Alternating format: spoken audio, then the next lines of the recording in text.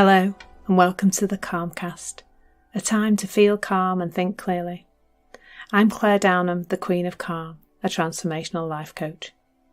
I was a burnt-out head teacher who finally made the journey to calm after years of trying, and I want to prevent you from having to do the same. The Calmcast is a series of short explorations, gently guiding you back to your natural state, which is calm and clarity. Just listen like you would listen to music, with an open mind and curiosity. There's nothing else to do. Now let's relax into today's episode.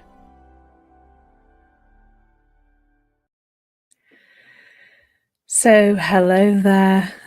Today we're going to explore relationship patterns, because we've all got some, haven't we?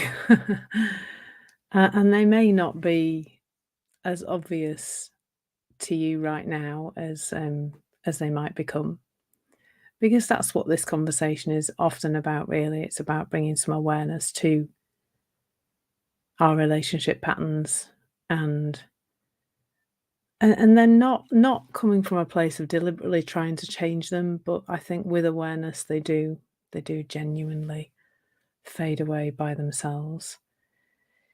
So what kind of patterns could we be talking about here? So I think there's kind of two parts to this. There's the patterns that we repeat by ending up in relationships that are the same as the ones we've had before, and some of you may be familiar with that. But I think mostly today I'm going to explore how we are in our relationships and the patterns that we repeat with the people we're in a relationship with. And when I'm talking about relationships, I don't want you to just think that I'm talking about your closest other, as it were, your partner.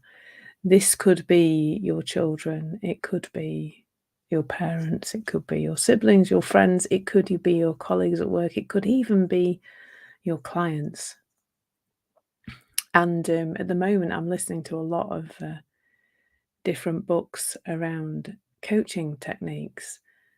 And it's really interesting because a lot of them are pointing to having some awareness of the patterns that you fall into. So I'll give an example from me in terms of a pattern that I looked to change when I was a primary school head teacher, and that was trying to fix everybody's problems and ending up as a result of that burnt out. Because that was the result of me continually trying to fix other people's problems, was that I ended up with far too much on my own plate and not able to look after myself properly, really, because I had so much of other people's stuff to deal with.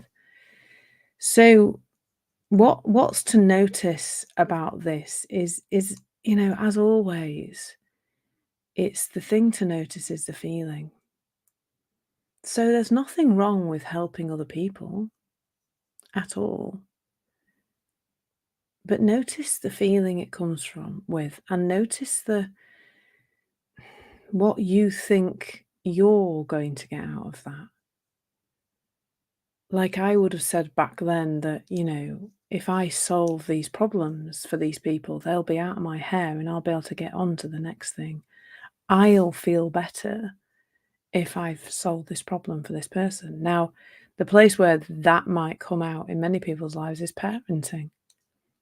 I was chatting, Bruce and I went for a walk yesterday, and we were chatting about how parenting is like a double-layered outside-in misunderstanding, where, first of all, you have an upset child for whatever reason, and that upset child is in an outside-in misunderstanding, generally speaking, because it looks to them like they need something to be a particular way, or they need something for themselves to be okay. And then as a parent, it really looks like we need our kids to be okay, our children to be okay, for us to be okay. So there's like a double layer of outside-in misunderstanding there, which is something I'm very familiar with myself, or was, not so much so now because my children are grown up, but that's probably the only reason why that one's fallen out of my life a little bit, was just because they're not here all the time. So, you know, I don't have as much to think about in terms of their well-being. I think about them all the time, but it's not so immediate as a child that's upset right in front of you on a daily basis. So that's another area to just bring some awareness to. It really is wherever we think something needs to change for us to be okay, and bringing awareness to what that feels like, what tends to be the actions that result from that feeling, and gently beginning to look towards where your well-being really is, which of course is inside you all the time. Now, another pattern for me, I made some notes here around frustration, because another pattern for me is um, people needing to be different in their behavior for me to be okay. So that's another pattern that I'm very familiar with. And that still comes up for me now a lot with Bruce, bless him. He gets the brunt of this one, where it really does look to me like sometimes like, well, if this behavior just wasn't there anymore, this Bruce behavior wasn't there anymore, I would feel a lot better and have a much nicer experience of life, and it'll all be much more hunky dory, and I wouldn't have to be upset. And now sometimes I see that in the moment, and I manage to take a breath. Something happened on either Saturday or Sunday morning, and I felt a grumpy feeling about it, and I knew that I wasn't in a fit state to communicate with Bruce about it, so I left it, and I grumbled a bit as I pottered round doing things. But then after a little while, I felt a bit calmer, and it felt like the right time to say, "Do you know, babes, when this thing that you just said and the way you said it to me, I prefer you didn't. Can you understand why, you know, that particular thing that you said isn't nice for me. It's not something I really would like you to say to me," or, and when I spoke like that and I spoke calmly, he really seemed to understand where I was coming from and why this particular thing had been quite sensitive for me. So when we start to notice that we have particular patterns, I think there's two paths to go on. One of those is, how do I break this pattern? How do I stop myself going into this pattern again and again? And that can lead to a lot of guilt, a lot of beating ourselves up, a lot of self-consciousness, so almost nitpicky with ourselves quite easily. I do have a little bit of a sore throat, which I'm just gonna clear my throat.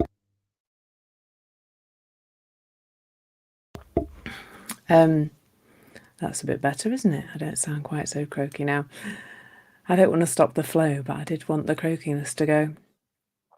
So we can get really into beating ourselves up, can't we? And, especially if we're on some kind of journey of exploration of ourselves, or some kind of self-development journey, or some kind of spiritual journey, some seeking, it's really easy to think we should be there by now. And I sometimes notice myself thinking, like, for me, criticism. Why am I still so critical of Bruce when I know all this stuff, and I know that my feelings don't come from Bruce, and I know about the inside out understanding, and so why do I still criticize Bruce? And it's natural, that I think, to be a bit like that. So don't beat yourself up for that either. So that's one way to look at all of this. When we start to notice, oh yeah, I've got a pattern here. I've got a pattern where I really think this works outside in. And I guarantee that all your patterns will be an outside in misunderstanding, especially when you're getting emotionally upset about them. So it's really easy to think, well, I should be there by now, and beat yourself up. But this is a much more gentle approach, really.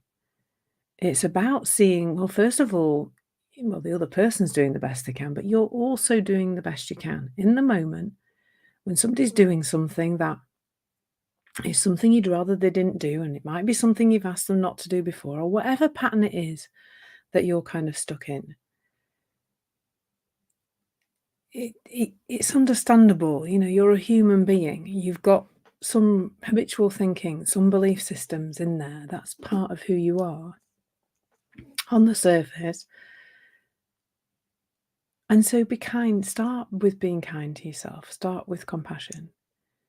But then here's other things that I find helpful. Like, sometimes I do just laugh and go, oh, there you go again. And I'll even sometimes, if it's Bruce who's at the other end of the of the thing, the pattern, I will say to him, look, I'm still finding it difficult to see this in any other way than you needing to stop doing it.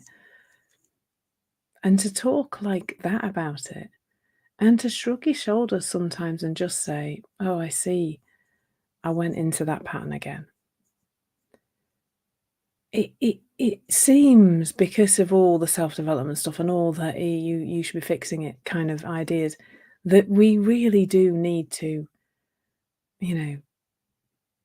fix ourselves from this place of you're a naughty girl and you need to do better kind of thing. Well, that's probably because we were parented that way, weren't we? That's how our parents tried to make us be different. God, I'm just seeing that new and fresh. That it was it, wasn't it? That's how our parents tried to get us to change, by criticizing and by telling us off and telling us we were wrong. But we don't have to keep doing that to ourselves. We can be much kinder. And I think change occurs with more ease when we're kind to ourselves. And if we keep looking in this direction, if we keep looking towards just seeing the patterns, just noticing them, just going, okay, I see that now, and being guided by the feeling, these things will fall away. And when I say being guided by the feeling, I mean just knowing all the time that if it feels icky, if you're in a pattern, and when you go into that pattern, every time you go into that pattern, it feels horrible. For me, the criticism feels frustration. I can feel it in my body. It's a sensation. Well, that's just letting me know my state of mind is off. And I might not see it in the moment, but I will see it afterwards. You are wound up there, Claire. And just to keep looking in this direction. It is awareness that empowers this transformation. That's all. Knowing how it works, knowing that you are feeling thought in the moment, and are looking towards a greater awareness of that. And that's it. That's all we ever need. So, yeah, just keep looking in this direction. Yeah, I hope you found that helpful in some way. So, yeah, that's it for today, I think. Gentle awareness, not critical, beat yourself up awareness. That's all we ever need. I sow lots of love. Take care, and I hope to see you on something else that I'm doing. Join me on Insight Timer, where I'm going live a few times a week. Join one of my courses, explore this further, just stay open and keep looking in this direction. It really is utterly life-changing. Lots of love. Thank you so much for listening. There's nothing to do now but bring some awareness to how this is working out in your life. Listen regularly to experience longer and longer periods of calm. This has been the Calmcast with Claire Downham, Queen of Calm. Take care and keep listening.